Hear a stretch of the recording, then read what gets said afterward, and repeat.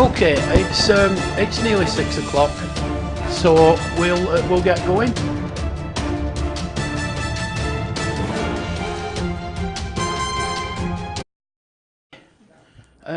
Can you just make sure your phones are switched off, and we'll get on with it.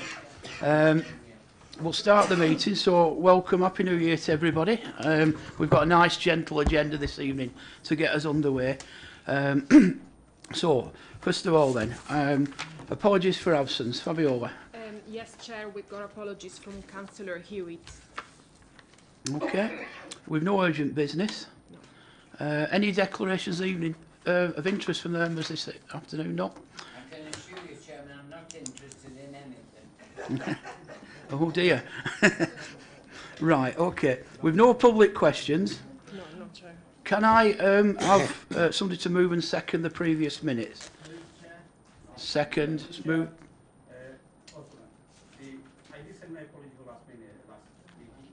It's not on. Okay, can you? Yeah, can you do that? Okay, thank you. Okay.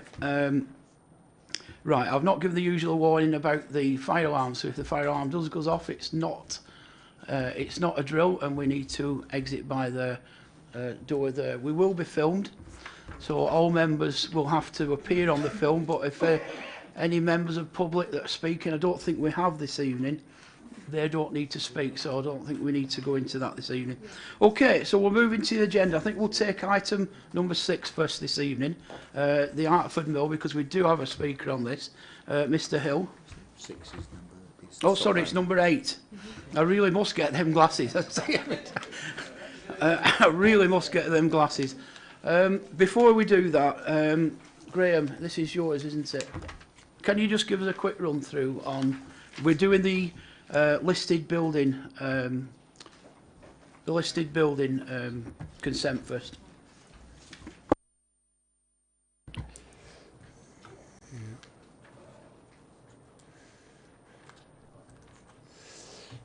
Right, thank you, Chair. Obviously, there are 2 applications in relation to the same site, if you like. Obviously, the second application for the outline planning permission covers a larger area than just the mill itself. So the first application that we're going to go through is an application for listed building consent for the complete demolition of the Hartford Mill site. So this is the site itself. What you can see running there to the northwest of the site is the Metrolink line. Just in this corner, freehold tram stop. There's a modern housing estate on Ridings Way, just to the side of the site. The school, freehold academy in this point, but otherwise around the site there are either cleared areas or areas that are currently overgrown, with a modern housing estate in this part of the site, just to the northeast. So that's the mill itself. I'm sure members will be quite familiar with that and with its condition. In effect, it's been derelict, or rather, it's been vacant since 1991, and obviously has fallen into rack and ruin since that day. So there's another view taken from the north of the site. This is the view from Ridings Way, as I said, just to the west of the site, and you can see obviously the close relationship between there and the mill site itself. This is the Metrolink tram stop itself, so as you can imagine, for visitors to the borough and so on, who might get off at that tram stop, or who have a chance to look out of the window as they're waiting for the tram to leave there, the mill's obviously a very prominent feature on the landscape. So it's a view showing it closer. You can see quite clearly the openness of the mill itself, and obviously the owner has taken some steps to try to secure the mill, but given the size of the site and its isolated location, it's quite clear that that is problematic. Inside the mill, this is just indicative of each of the floors, so you can see they all follow a very similar pattern, essentially a large open space supported by steel columns, and then obviously the large windows, which obviously were required to give light when the site was in its full operation. But of course, part of the problem with that is that you have these very large openings that are now obviously devoid of any protection. So as you can imagine, anybody untoward getting into that building, it's a very unsafe structure to be in.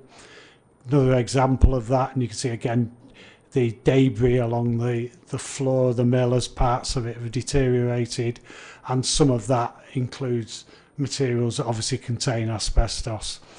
Other major problem inside the mill, there are various holes you can find in the floor.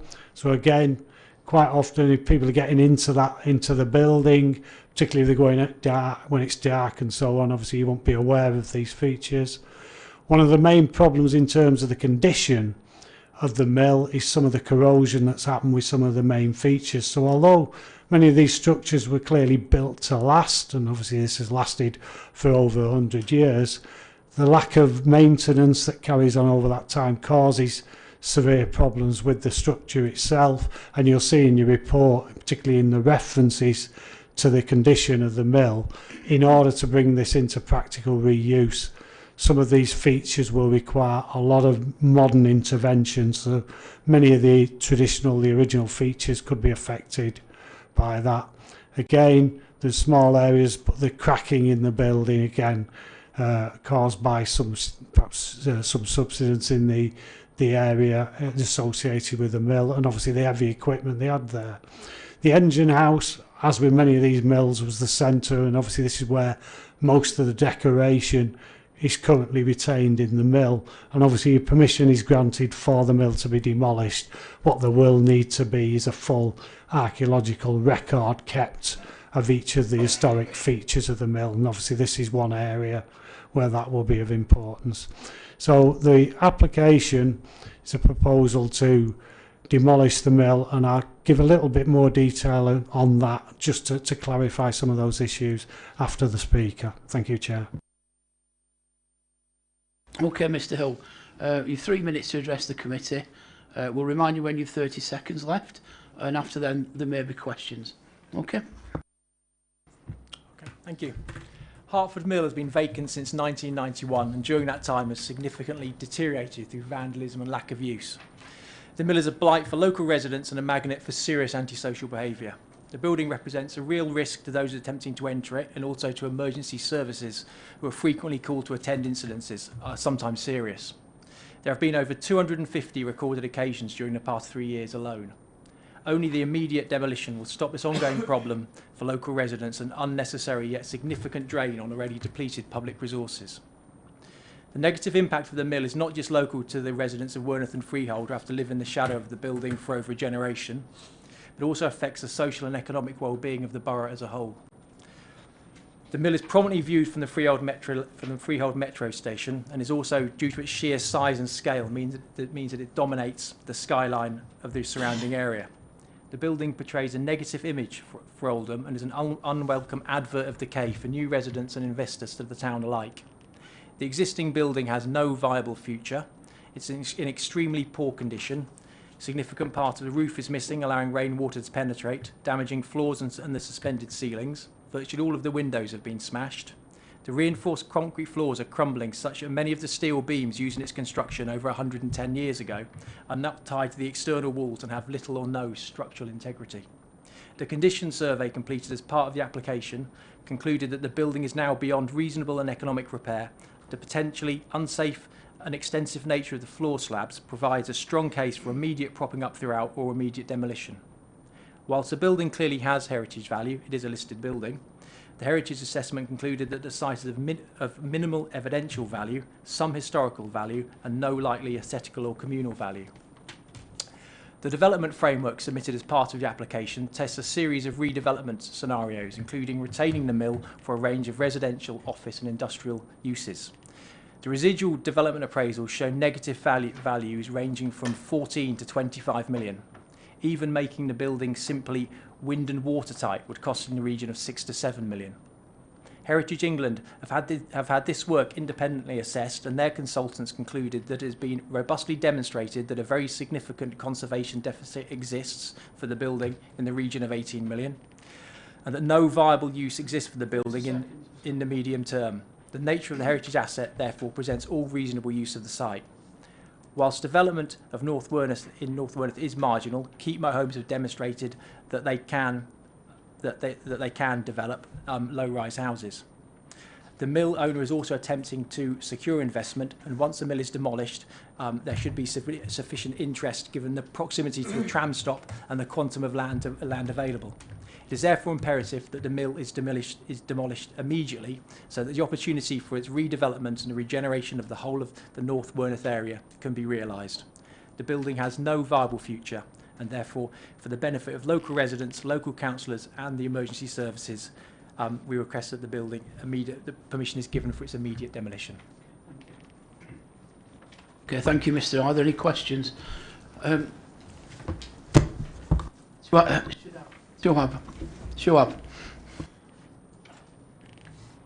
In terms of, you've said that there are certain conditions from the English heritage in terms of sort of not going for immediate demolition, etc. And what are those conditions? Could you just explain those to us? Yes, we've had a consultation response from Heritage England, who is obviously they do fully understand the nature of the building, that there is no future, that it has no viable economic future, and that there's no grants or public money to do it up. So the building is is simply not viable. The consultation response from them recommended that that no demolition commence until a reserved matters pursuant of the outline planning permission, which we'll come to shortly, has been submitted, and also a contract for the construction of the dwellings has been submitted and approved. This would effectively, obviously, delay the demolition. I think it's clear that the building has no future, but if these conditions are contained within the permission, it will mean that the building will remain until those two conditions have been satisfied. This puts the mill owner in a very difficult position, because obviously, whilst he's got the listed building there and it's still standing, he is obviously be hard for him to find a developer partner, because obviously no one's going to take the mill on, which is why it's still kind of there 25 years later. Thank you. Could you just turn your mic off? Sorry about that. Yes, okay. Any more questions? Okay, thank you. We'll open it up for debate now. Just before we do, I'm going to propose that condition 3 is removed, if the members are mindful to grant permission for this, for the listed building consent. Okay, well, we'll make that exactly clear. I proposed it. Who was first, Fabio? Did you say? Who was Councillor Hartnett? Okay, it's Councillor Hartness has seconded it. I think it goes without saying, doesn't it, that this mill, we've seen over the past 28 years or so, since it's been empty, we've seen a series of negative newspaper reports, even been on Granada, North West Tonight, about the things that go on here. We've had multiple antisocial behaviour incidents. We've had fires, the police are constantly called, we've even had a suicide at this site. It's a real blight on that area, and of course it's holding up a badly needed development around the area. So I think we're justified to take that clause out because of the negative effect it has, not only on the image of Oldham as you come in, but real effect on people who are living around there, and it's blocking real proper development that we desperately need in the borough. Are there any other comments on that? Councillor Brownridge. Thank you, Chair. Just to say I entirely support what you're proposing. I think it's slightly ironic that we've had a report saying that this building has no viable alternative use that's financially achievable, and yet the demolition of it is to be delayed for the submission of a mythical application that could take years to materialise. And it just seems that English heritage are given with one hand and snatched it back with the other, which is unfortunate. I think it really illustrates the difficulty. People look at these mills and think, oh, you could convert them, that'd be really nice. And this demonstrates very starkly that isn't always as simple as it sounds to people who don't know.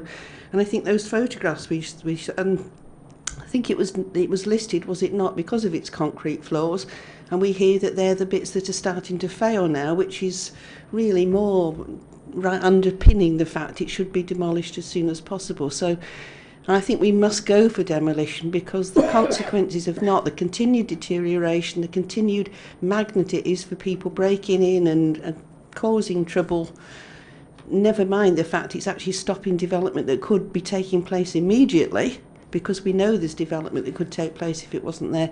So I entirely endorse the fact that we need to get this down as soon as we can, and I think once it is down, the attractiveness of that area to developers will go up exponentially, and we will get an application in, I'm sure, to redevelop it sooner rather than later, but not if it stays in situ.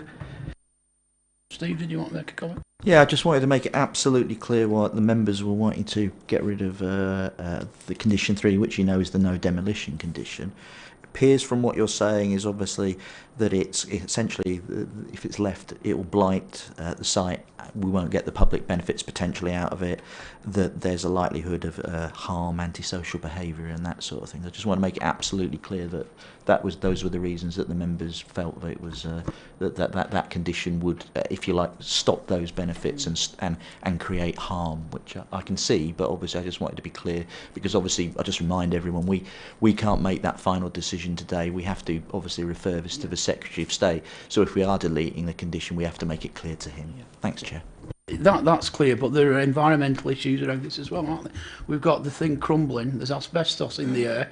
The people living near there. It's almost an environmental time bomb. Yeah, Councillor Hudson. This was part of the organisation I worked for at Hartford, and personally I feel it's a tragedy, because I think it's been let go over 30 or 40 years deliberately. I'm quite happy for it to be demolished and for development to be on, providing we safeguard. I feel sorry for those people living in those houses right up to the mill. I just hope their lives aren't blighted when development takes place. And I think we should do everything we can to make sure they're protected. But I agree with Councillor Bramridge. I think the sooner we demolish this, the better. And it eradicates a lot of problems. Not through Oldham Council's choice. I just think it's sad that it's got into this state. But the fact that it has, and the fact that we do need development, I agree with Councillor Bramridge. I think English heritage have given and taken away, and I think that's very sad, Mr. Chairman. Thank you. Any more comments before I take it to vote? Oh, right, okay, we got 3. I think Shadab, you were first. Shoab, sorry.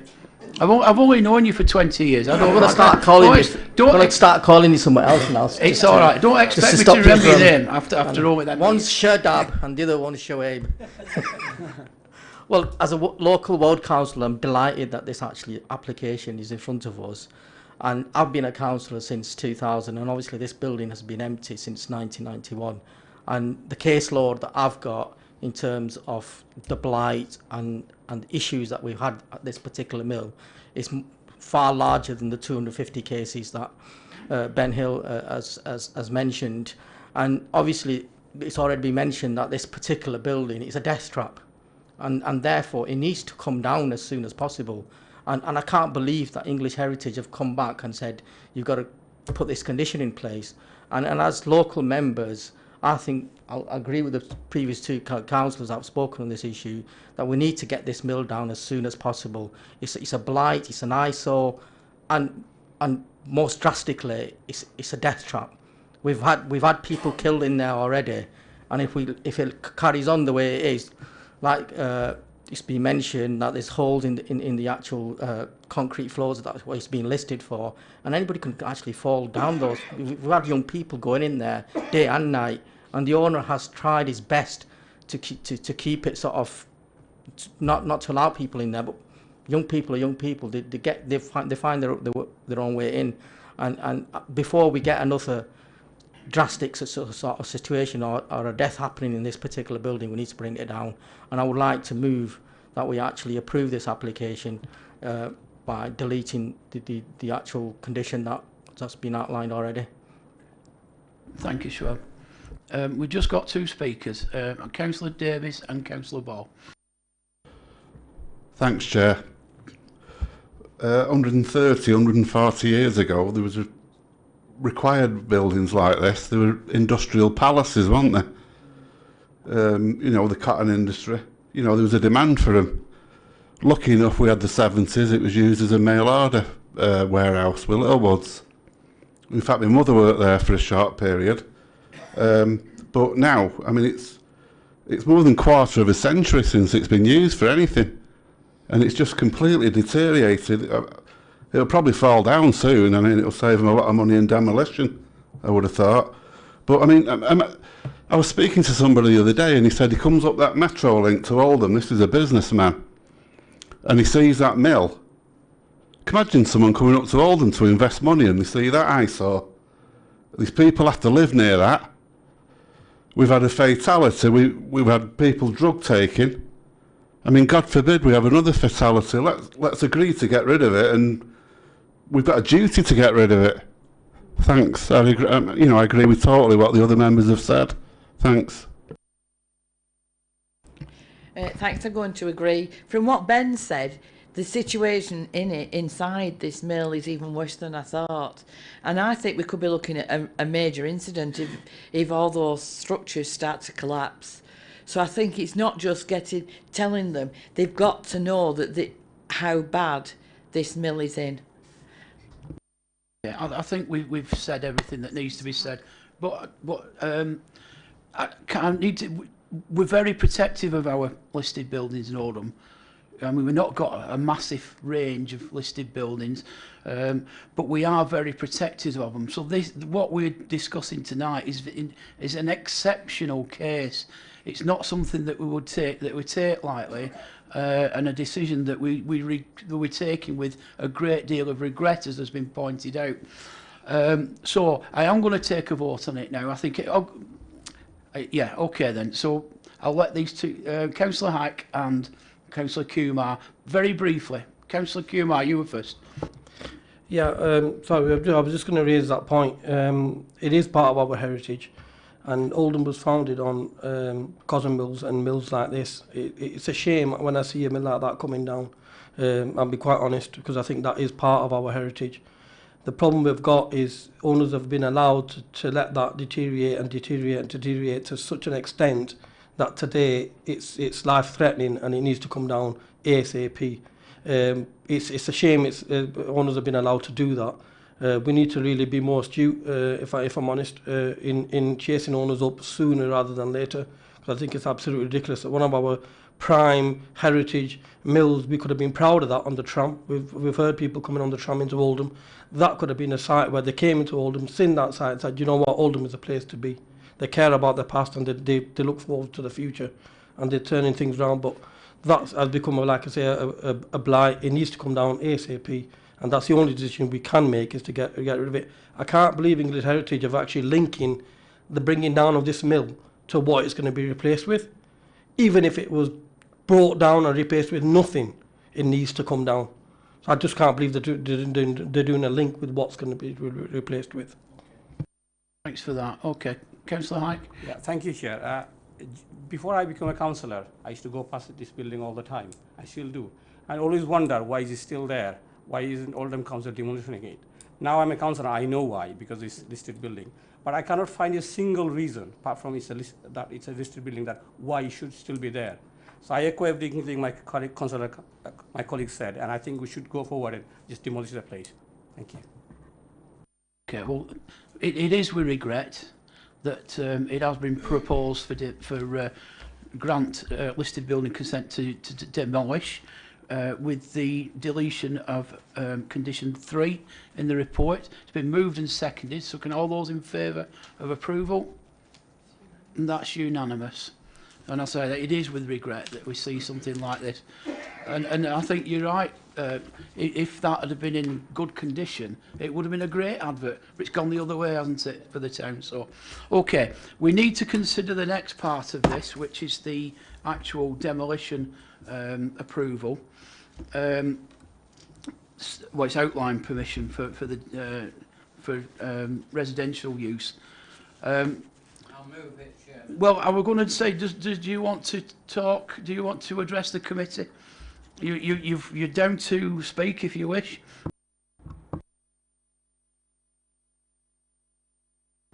Thank you. Thank you. This is an outline planning application, which is really to support, to kind of bulk up the fact of what will happen to the site after the mill is demolished. Now that kindly permission has been granted. As I touched on briefly before, we do know that the development in North Werneth is marginal given the low values in the area. However, we do know that there is a market there, and Keepmoat have proved that with 2 phases north of Edward Street with homes for private sale and affordable homes. They're already working up plans on the remaining sites north of Edward Street. However, they'll be unable to start construction whilst the mill remains, simply because no one's going to buy a house, in the shadow of the mill. And we know that the owner is attempting to secure investment to attempt to develop the site. However, given that he's got a listed building on it at the moment, it's obviously extremely difficult for him to secure that investment. However, now that that's in place, for it to be demolished, hopefully we can you can get that in place. The site is desirable. It's next to the tram stop, and there's quite a lot of land there. Would be cleared land when the mill is demolished. So there is real opportunity to complete the regeneration for the whole of North Werneth that was kind of started through housing market renewal and has now kind of slowed down over the past 4 or 5 years. Thank you. Question? Yeah, I think so. Condition 4 seems to replicate condition 3. Sorry, is it a question to the speaker? I'm not entirely sure who it's a question to. Well, we'll leave it to after. Are there any questions to Mr. Hill? No? Okay, right, okay, thanks. So, it's open for debate. It's already been moved for approval, Councillor Hudson. Well, Councillor Brownridge, do you want to ask that question to the... Yes, please. It would seem that condition 4 replicates condition 3 that we've just agreed should be removed. So, for consistency, should we not remove condition 4 on the outline application as well? That's right, Councillor. It is the same condition. Obviously, it put the same restriction on future development of the site. So, yes, if members want to follow the previous decision, then you should resolve to delete that one as well. Thank you. Can I? Yeah, we'll move and second between us. Okay, so Councillor Brownridge has moved removal of condition 4. Councillor Hudson has seconded that. Okay. Is there anything else, or shall we move to the vote? Yeah, Councillor Hartness. Yeah, just one quick one on some of the representations. It mentions something about somebody's mentioned about the access position from Edward Street should be rethought. I'm just wondering whether there's any comments that need to be made on that, because I don't think it's mentioned anywhere else in the report. So I'm presuming it's not a big issue, but just to clarify that. Yeah. Because it's only an outline application, when the reserve matters comes in, we'll look at the access points in more detail. Okay, so with that, it's been moved and seconded for approval with removal of condition 4. All those in favour? And again, it's a unanimous decision. Thank you. Okay. Right, we'll just take the others in order as they come. So we need to look at item number 6, page 5, Stock Lane, Chadderton. Graham, this is yours, isn't it? Thank you, Chair. This is application. It's a facility is already in place. It's for a standby electricity generation plant. Was granted approval previously, but subject to a condition in relation to a maximum noise limitation on the site. So this is the two conditions alongside one another that are proposed for alteration. This is the site itself. Obviously it's subsequently been developed, and there's a building you'll see on the photographs, but there are residential properties just immediately adjacent to the site, and a complaint was received by the environmental health team regarding noise emanating from the site. So this is the building itself, the one you can see there at the site, and adjacent to it you have some residential properties. So in terms of that element of the application, further survey work has been undertaken. The original condition which limited the maximum noise limit wasn't being achieved, and it appears couldn't be achieved. Nevertheless, your environmental health officers have looked into the details of what is now proposed, and subject to the condition which is set out in the report, which sets a new maximum noise limit and limits the amount of hours that the facility can operate overnight, they're satisfied that this would now be acceptable. I have to say that in terms of the neighbour notifications that were sent out, they went out to the properties including the original complainant, and you'll see in the report there are no objections received specifically to the application. Thank you, Chair. Any comment? Okay, it's been moved and it's been seconded. Councillor Brownridge. Sorry, I've been a nuisance. I do apologise. I have a query about the condition that's proposed by Environmental Health. Is this being allowed to exceed these hours for 100 hours a year? And that just seemed very vague and difficult to monitor. And I just wondered what the justification for it was and how realistically it could be enforced. Yeah, well, the final part of the condition obviously requires them to provide an operational log to the local authority, so that has to be the area where this is actually under our control.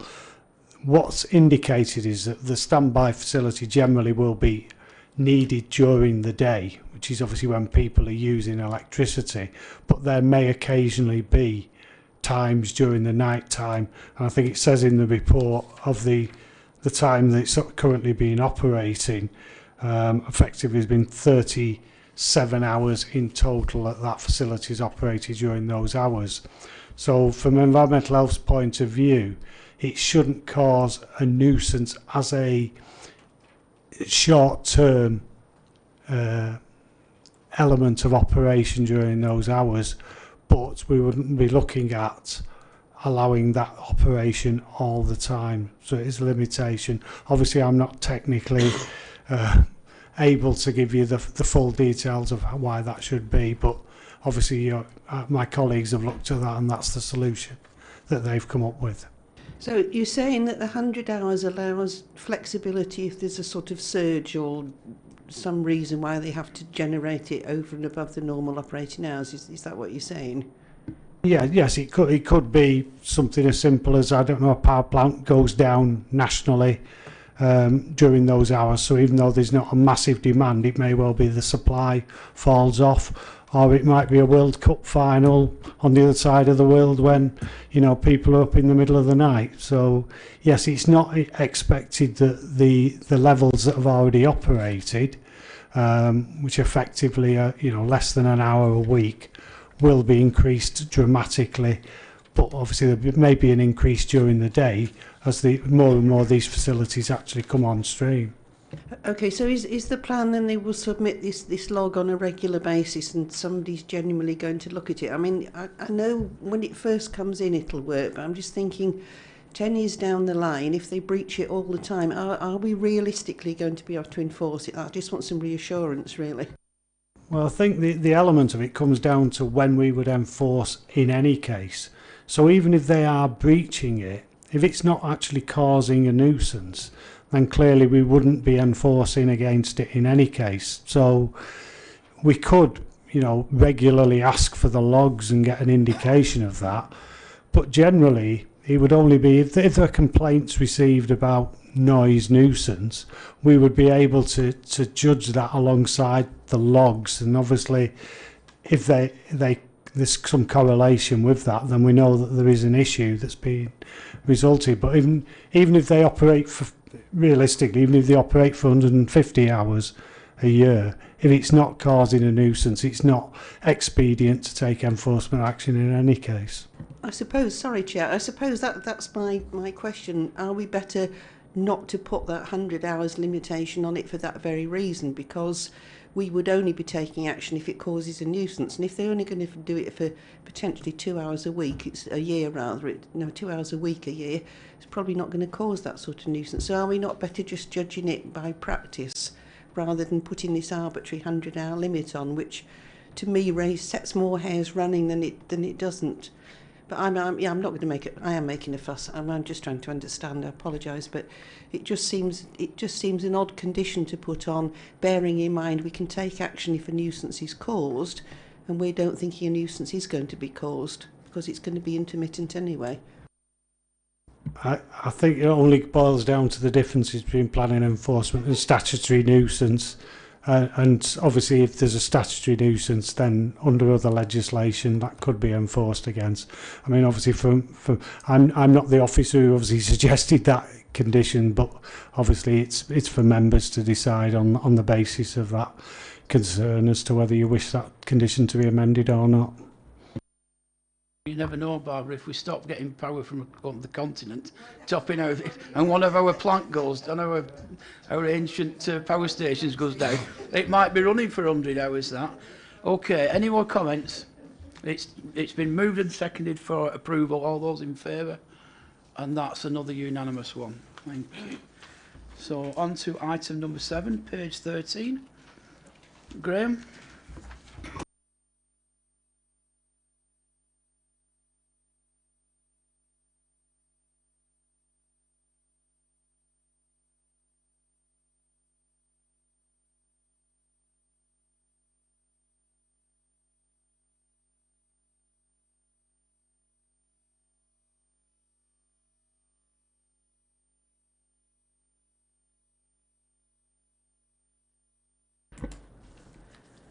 So this application proposes a part 2-storey, part single-storey rear extension at 9 Oak Close in Chadderton.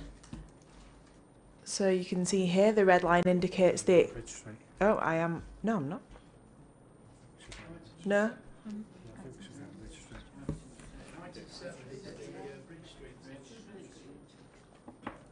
I'll start again.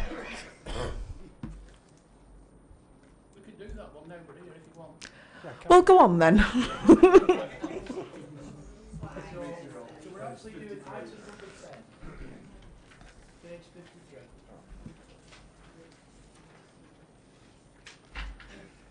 I'll do Bridge Street after. Seem to be committed to this one. Right. So we have a part 2-storey, part single-storey rear extension at 9 Oak Close in Chadderton. So you can see there a site location plan, the red edge showing the extent of the application site. So here's a view of the existing rear elevation. Another one.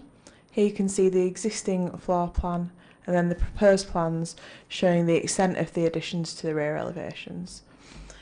It's not considered that the proposed extension will have any significant impact on the street scene in terms of appearance and design, it being largely to the rear of the property, and the impact on residential amenity has been considered and is considered acceptable. The application is recommended for approval. Okay, thank you.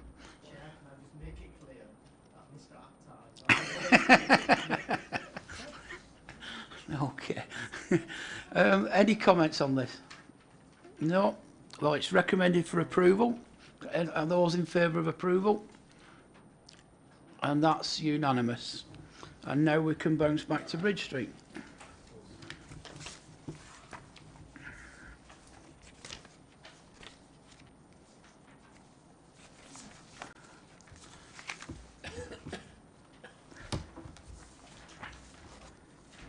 Now Bridge Street. This application is for the erection of a 5-storey mixed-use building consisting of 2 commercial units at the lower ground floor level and 14 apartments. It's an outline application. Access, appearance, layout and scale are to be considered with landscaping reserved. So here you can see a very small site location plan showing here at the red edge the extent of the application site. And here are some proposed elevations. It's very similar to a 2013 application which was granted approval but has now expired. So here you show this is next door, the site plan's now been levelled. Here are some proposed floor plans. There's no impact on residential amenity that would be caused by virtue of the proposed development. The room sizes within the building are considered acceptable in terms of room standard for future occupants. And the design is also considered acceptable and an improvement on the street scene. Here you see broadly what it looks like now. It's used as an informal car park. and it's recommended for approval subject to a contribution because there's no public open space on site. The application is recommended subject to the following conditions and a section 106 contribution of £24,510 or an off-site contribution for public open space. Okay, any comments? Garth? Yeah, it was just a quick realise, but you know, when an application sort of expires, did there not used to be a thing where you pretty much usually would grant an extension to it? So I was just wondering why that hadn't happened in this case. There used to be such a process, but it stopped. There's no longer a way of extending them. Okay, I want to go move approval, unless anybody's got anything else to say. All those in favour? Oh, did you want to speak? I was just wondering, I couldn't quite make out with that plan because it was quite small. Did they all have individual doors to the flat, if you want to call them flats, and individual, kitchens and bathrooms? Yes, it's not a HMO that's been proposed. They're individual apartments. Was that what your question? I think I'd have moved it so quick if that was the case. So, okay, all those in favour of approval? Yeah, is that everybody's hand up? Can I see? Yeah, that's unanimous. Thank you. And we're now on to item number 11, page 57, Upper Mill Library.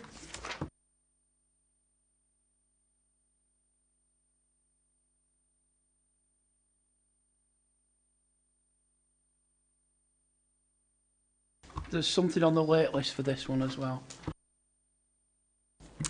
So this is an application for, it's a very brief PowerPoint for Upper Mill Library. There you can see where Upper Mill Library is in the site location plan, and here you can see a floor plan indicating where the fireplace is that's to be restored. At the moment, the very nice fireplace in this Grade 2 listed building is covered in ply with a sort of board for pinning pictures up, and they want to clear up the fireplace and restore it to its former glory. That's it, without all the boarding on. So condition 3, which has now been removed, I was originally concerned about the cleaning products that they wanted to clean the stone and brass with, but actually they've now provided me with the specs for those, and I'm satisfied that they won't cause any harm to the materials within the fireplace. It's recommended for approval. Did we clear up the date? Because it's down as yes, that's also in the wait list. That was yeah, because it's down as being constructed in 1978 in the report. So I think there might be a couple of 100 years out there. Okay. Any comments before we move to the vote? Councillor Hudson? I'm happy to move it. Subject.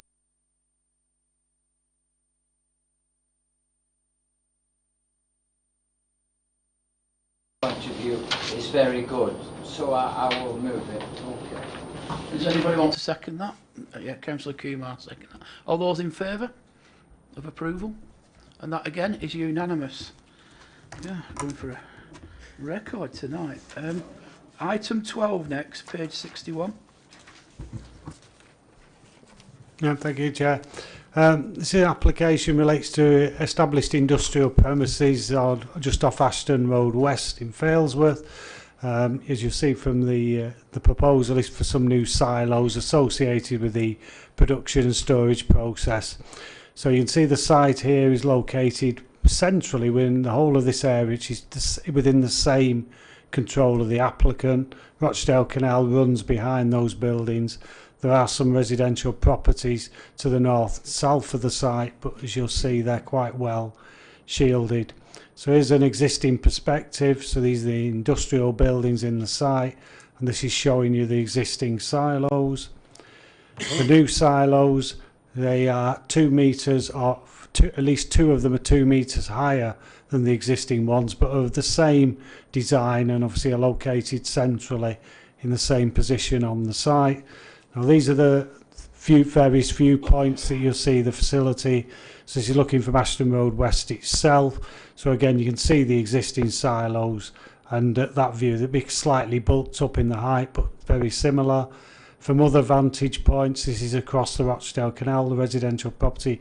You can obviously barely see the silos, and similarly to the south east of the site, again, some of the views across industrial buildings, you're not able to see that.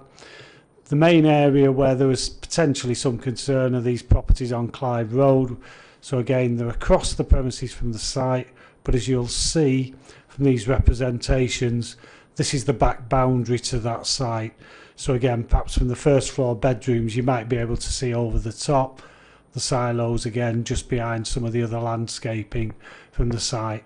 So on that basis, we're satisfied that clearly this is needed for the existing business, existing source of employment in the area, and it should not have any detrimental impact in terms of visual effect on the surrounding area or the neighbouring residents. Recommended for approval on that basis. Pete? Thanks, Chair. Have all the people on Clive Road, all the properties on Clive Road, been informed of this? I presume every single one has. No, they haven't. Because of the central location of the site, this has been advertised by site notice.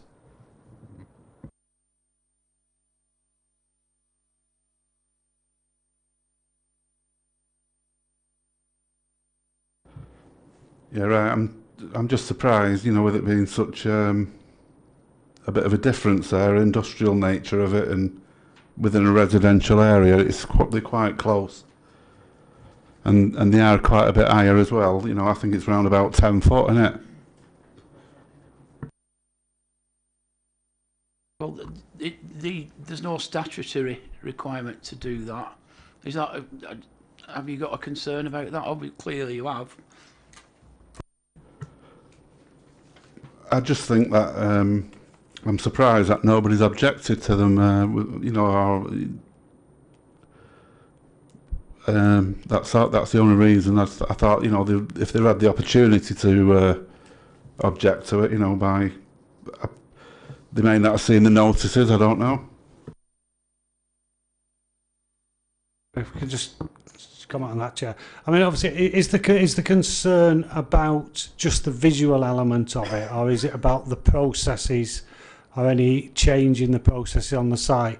Because clearly, on that latter point, this is the existing part of the production process, and as the company's expanding, they're needing more storage facilities. So, in terms of those aspects and environmental health aspects, again, we have no objection to that.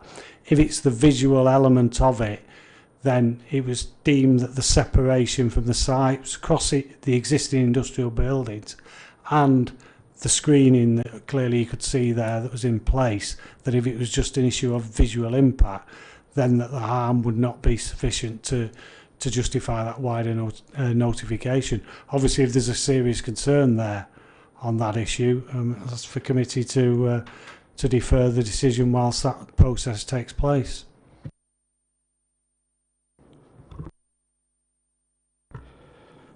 Well, I think I'd welcome comments of the other members, see what they think about that. If the residents should have been informed, you know, I think it's quite a bit of, you know, a bit extra of in their viewing site, you know, out of the back windows or whatever. I mean, it's within your rights to ask for a deferral, and the members may agree. But I think I'm quite safe in assuming that if we did advertise it again and everybody objected and wanted it turned down, I don't think we'd win an appeal if we did, for the size of it and with the, you know, the amount of screening that's around there. So I think it's up to you. I'm not going to form a view on it. I'm quite relaxed if the members want to defer it. But it may well be, you know, if it did come back, I'm pretty sure that it would still be recommended for approval. And if we did refuse it, we would struggle to uphold that if it's an appeal. Yeah, I think I agree with that, and I think on balance. How many site notices were put out? It's my understanding there were 2 site notices placed, and the nearest one to Clive Road would have been at the top end of the site at the Ashton Road West Junction.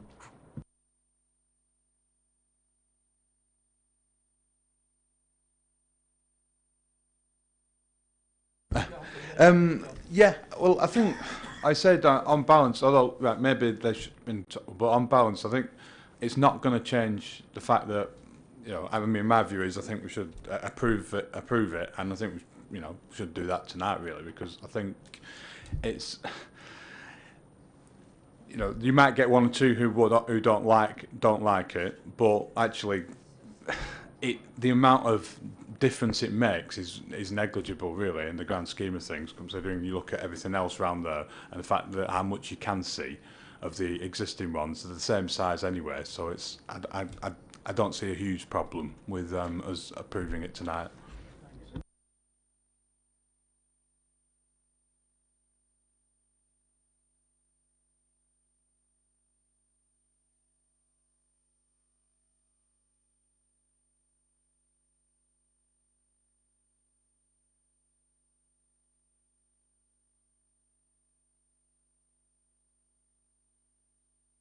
Yeah, well, what we would normally do, in fact, we normally go beyond what is necessary in terms of where, for instance, if you have a property immediately adjoining a site, we will notify the immediate adjacent occupier, but also we put a site notice up somewhere else in the area.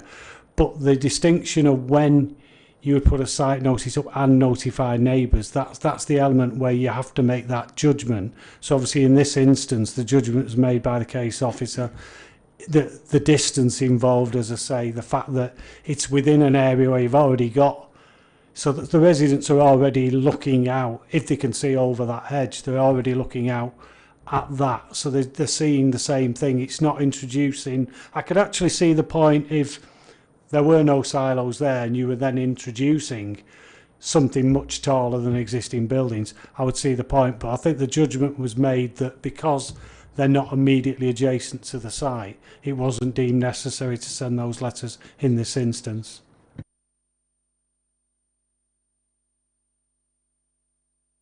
To answer Councillor Hudson's direct question, yes, we do have a procedure. Obviously, we have to, under planning legislation, produce a document called a Statement of Community Involvement, which says exactly what we can so on. We do that every year. Every year it's updated, and as a consequence of that, obviously, that's why we don't get into trouble about not consulting. As Graham's correctly identified, the minimum that you have to do for any type of application is a site is a site notice, is in most instances, but it's all set out for you. And if you obviously want to change that as part of a review of that, that's obviously entitled for the members, and particularly at the members local members plan who look into these sort of elements. Chair. It's always a Chairman, I'm quite happy with the answer, because in my area, if there was a site notice, we all check the things that we get, don't we, the weekly list. Yeah, Shadab? Yeah, just as a sort of a reassurance to the members, I mean, I've had many of the applications in my ward, and officers have gone above and beyond notifying the public of any application with notices and writing off to people's houses. I can understand the officer's point of view of, because at such a distance with the screening, is it really going to affect the residents? And I know as members we'd always want residents' input, whether we agree with it or not, or whether we can do anything or not. It's always good to have residents' input. I agree, but I do understand where the officers are coming with this, and I totally agree with their decision that they made. Peter, are you okay now, or do you want to? You're okay. Well, we'll take a vote on it then. It is recommended for approval. All those in favour? Against? Any abstentions? Okay, it is approved. It's always difficult drawing the line on where you put the letters out into, because we put it on one side of the street and the next, and we have to draw the line somewhere. Okay, thanks for that. We have one appeal that we've lost, and it was those, and I still say those diabolical flats in the town centre. So, you know, who knows what the planning inspectorate thinks sometimes. So, okay, thank you very much, and see you next time.